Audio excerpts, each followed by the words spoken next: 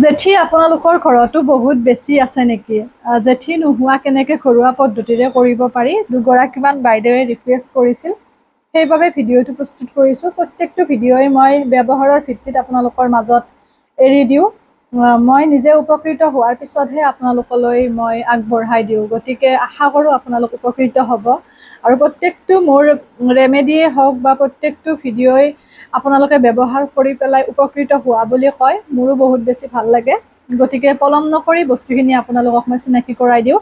3টা পদ্ধতি আপোনালোকক মই জনাম, আপোনালোকৰ যিটোৱে সহজলভ্য সেইটোৱে আপোনালোকে ব্যৱহাৰ কৰিব পাৰিব। অজস্ৰ গৰম দিছে আচলতে, সেইবাবে মই বস্তুখিনি প্ৰেক্টিকেলকৈ আপোনালোকক দেখুওৱা নাই। মই সপ্তাহত এদিনকৈ এই পদ্ধতিটো অৱলম্বন কৰোঁ, আৰু সেই হেতুকে তেনেকৈ জেঠী বা এইবোৰ ইমান নাই ঘৰত, গতিকে বলক পলম নকৰি বস্তুখিনি চিনাকি কৰাই দিওঁ। প্ৰথমতে আপোনালোকে এটা কাম কৰিব, ঘৰো মচিব লাগিব, কাৰণ যিহেতুকে আমাৰ ঘৰৰ চৌপাশটো পৰিষ্কাৰ পৰিচ্ছন্নকৈ ৰখাটো প্ৰয়োজন, তেতিয়াহে জেঠী, পঁইতাচোৰা, নিগনি এইবোৰ নাথাকে। গতিকে ঘৰখন সদায় পৰিষ্কাৰ পৰিচ্ছন্নকৈ ৰাখিব প্ৰথম কথা। আৰু ঘৰ মচোতে আপোনালোকে এটা কাম কৰিব, কৈছোৱে কালিৰ ৰেমেডিটোতো সেই বস্তুটোৰ প্ৰয়োজন আছিল, কৰ্পূৰ, যিটো আমাৰ খোৱা কৰ্পূৰ, পূজাৰ সামগ্ৰী পোৱা দোকানত কিনিবলৈ পায়। নেফথেলিন বলৰ কথা কোৱা নাই, খোৱা কৰ্পূৰৰ কথা কৈছোঁ। খোৱা কৰ্পূৰ আপোনালোকে ধুনীয়াকৈ বগা বগা শান হিচাপত পায়। এইটো কৰ্পূৰ দেখিছে, আৰু কেনেকুৱা ধৰণৰ মই সেইটো দেখুৱাই দিওঁ। কিন্তু ঢাকোনখন লগাই থ'ব, নহ'লে আপোনাৰ নোহোৱা হৈ যায়, মানে বতাহ লাগিলে।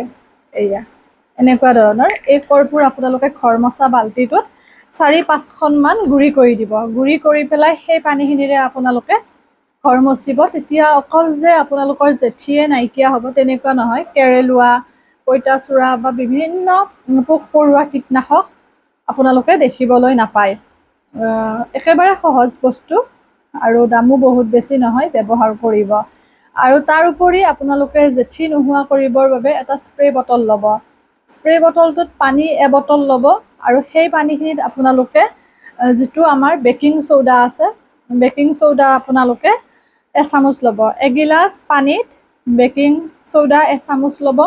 লং 4-5টামান গুড়ি কৰি দিব, যিটো আমাৰ লং ইলাচি আছে, ইলাচিটো নালাগে, লং 4-5টামান গুড়ি কৰি ধুনীয়াকৈ সেই পানীখিনিত মিহলি কৰি দিব।